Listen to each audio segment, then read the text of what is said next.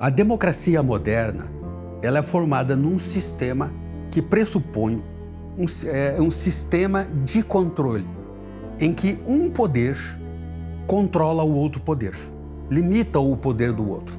Essa é a ideia do que eles dizem de independentes e harmônicos.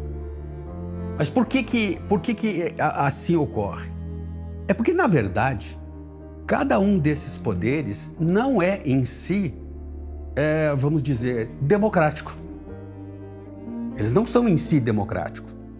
O sistema de freios, de contrapesos que se estabelece no poder é justamente para impedir que um poder extrapole a esfera de suas funções e invada a função do outro. Então, nós precisamos, ao avaliar essa ideia da harmonia entre os poderes, compreender o que é essa harmonia. Porque muitas vezes eu ouço professores de direito, parlamentares, ministros do Supremo falando em harmonia, mas eu entendo que eles defendem uma harmonia que seria como um pacto, né? Um pacto de silêncio, um pacto de subserviência, um pacto de encobrimento das coisas erradas. E a harmonia prevista na Constituição não é isso. Então, a questão é muito simples. Retire-se o sistema de limites, de freios que há sobre o executivo e você terá um governante autoritário. Retire-se o controle que existe sobre o legislativo e ele vai interferir nas funções do executivo e do judiciário. O mesmo ocorre com o judiciário. Retire-se o sistema de controle que há sobre o judiciário e ele começará a legislar e administrar o país.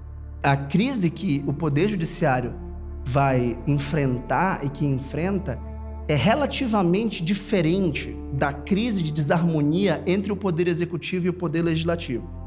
Então, o Poder Executivo e o Poder Legislativo são poderes democráticos eleitos pelo povo. Repito, no sistema majoritário, o Executivo, no sistema proporcional, o Legislativo.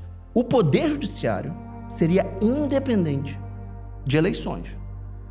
É independente de eleições e é um poder que tem uma aura jurídica, que tem uma aura constitucional e, no caso da cúpula do Supremo Tribunal Federal, tem o dever constitucional, a vocação constitucional de ser o guardião da própria Constituição, que é quem regula o jogo político. É quem regula as eleições, é quem regula os direitos individuais, os direitos políticos, civis, sociais.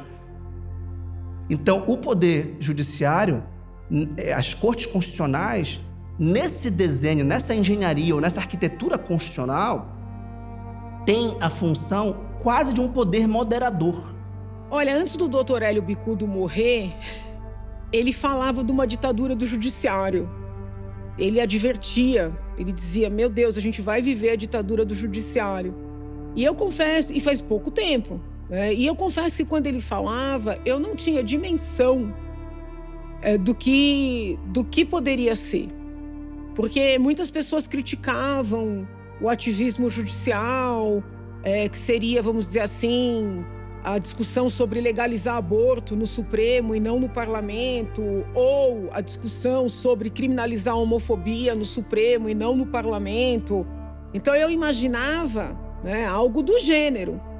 Nunca imaginei que pudessem ser criados procedimentos inexistentes, que pudessem ser prolatadas condenações sem nenhum fundamento fático nem jurídico, que pudessem ser anuladas, né? Condenações aplicadas em várias instâncias. Quando, porém, o judiciário abandona a lei para começar a decidir a partir de princípios, principalmente de princípios lacônicos, fluidos, ele fatalmente irá cair em abuso. Ele vai fugir aos sistemas de controle e cairá em abusividade. Portanto, a democracia liberal é, historicamente, uma crise de poderes, mas que normalmente ela ocorre entre executivo e legislativo. A novidade é que a nossa crise agora tem como protagonista o poder judiciário.